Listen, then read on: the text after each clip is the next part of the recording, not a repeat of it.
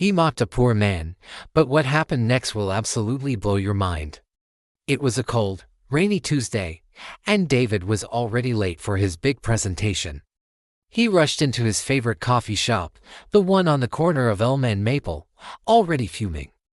The line was long, and he tapped his foot impatiently, checking his expensive watch every 10 seconds. Just ahead of him was an old man, dressed in worn-out clothes, clutching a handful of change.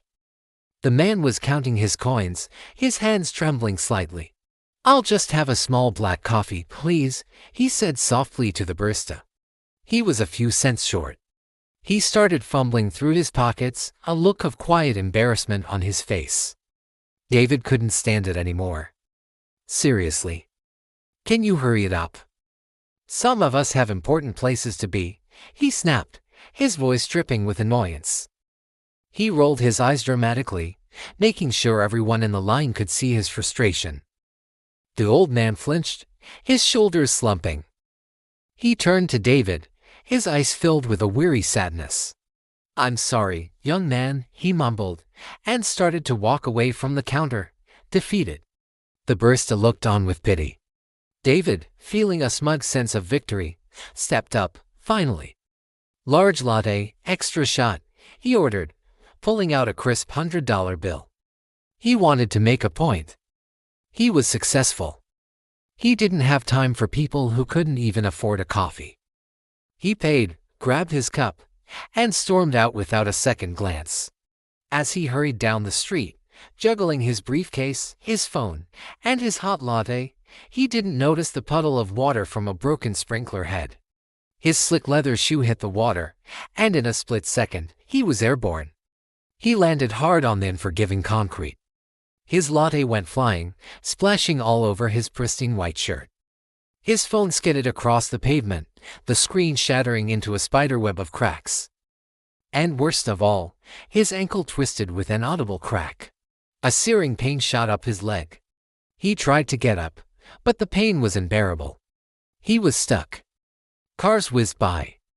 People on the sidewalk hurried past, heads down, buried in their own worlds.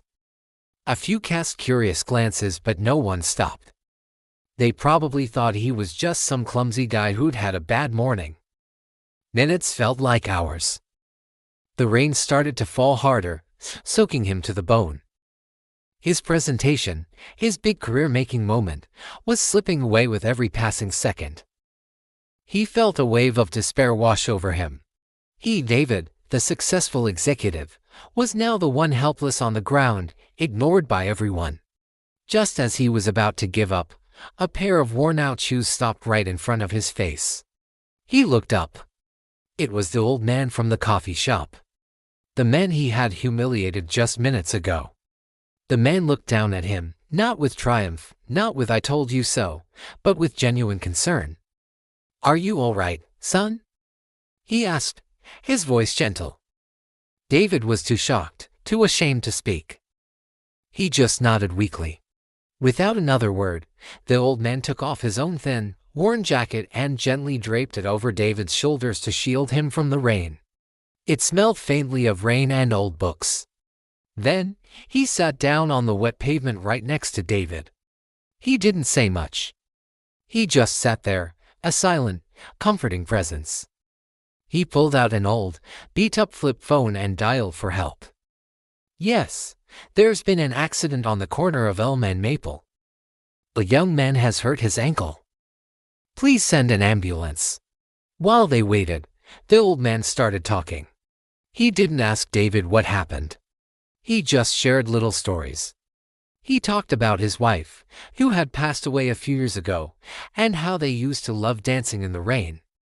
He talked about his grandkids and the funny pictures they drew for him. He spoke with a quiet dignity that completely defied his shabby appearance. David listened, the pain in his ankle momentarily forgotten, replaced by a growing ache in his chest. This man, who had every right to walk past, to laugh at his misfortune, was showing him more kindness than he had ever known from a stranger. The ambulance arrived, and the paramedics carefully loaded David onto a stretcher. As they were about to close the doors, David looked at the old man, who was now shivering in the cold rain without his jacket. "Wait," David called out. "Sir, what's your name?" The old man smiled a warm, gentle smile. "It's Arthur," he said. "You just take care of yourselves, son." He started to walk away. "Arthur, wait!" "Your jacket!" David shouted. Arthur just waved a hand without turning back and disappeared into the crowd. At the hospital, the doctor confirmed it was a severe sprain and a minor fracture. He'd be on crutches for weeks. His presentation was missed. His boss was furious. His career, which he had prized above all else, felt like it was crumbling. But strangely, all David could think about was Arthur. He thought about the look in his eyes, the kindness in his voice, the simple act of giving him his jacket. He had judged Arthur based on his clothes, on the few coins in his hand. But Arthur, with his quiet grace, had shown him what true wealth was. It wasn't in fancy watches or expensive suits. It was in compassion, in kindness, in humanity. The next few weeks were a time of deep reflection for David. Being forced to slow down, to depend on others, humbled him. He replayed the scene in the coffee shop over and over in his head. The shame was a physical weight. How could he have been so cruel, so arrogant? He realized his whole life had been a race to the top, a constant chase for more money, more status, more power. He had stepped on a lot of people on his way up, and he had never once looked back. He had to find Arthur. He had to apologize. He had to thank him. Once he could walk without crutches, David's first stop was the coffee shop. He asked the baristas if they knew an old man named Arthur who came in often. They all knew him. "Oh, you mean Arthur? Sweetest man you'll ever meet," one of them said. "He comes in every Tuesday morning. Used to come with his wife." They told him Arthur was a retired librarian who lived in a small apartment a few blocks away. He was a widower who spent most of his time volunteering at the local community shelter. David felt a lump form in his throat. He got Arthur's address and went straight there. He knocked on the door of a modest apartment, his heart pounding.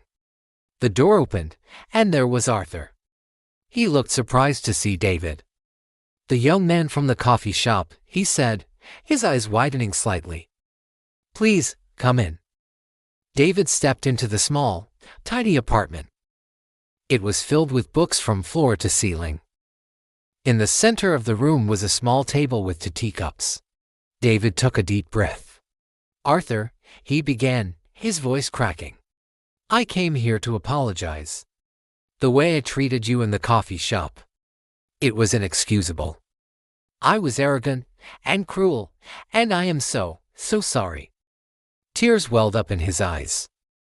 "And I came to thank you. You helped me when no one else would. You showed me a kindness I didn't deserve, you changed my life." He then handed Arthur an envelope. "This is not charity," David said quickly. "This is a thank you.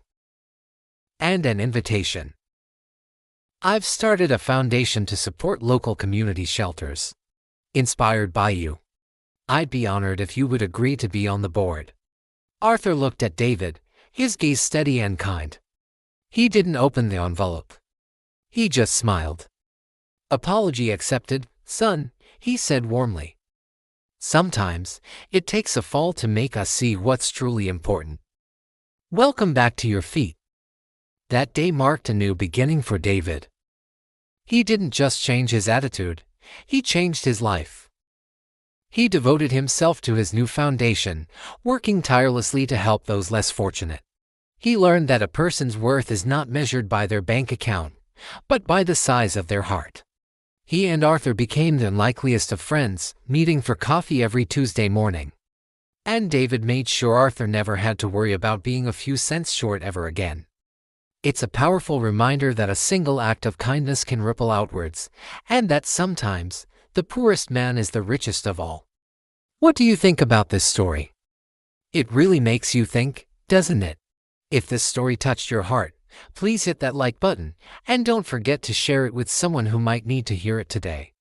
And if you want more stories that inspire and make you think, Make sure you subscribe to the channel and turn on notifications so you never miss a video. Thank you so much for watching, and I'll see you in the next one.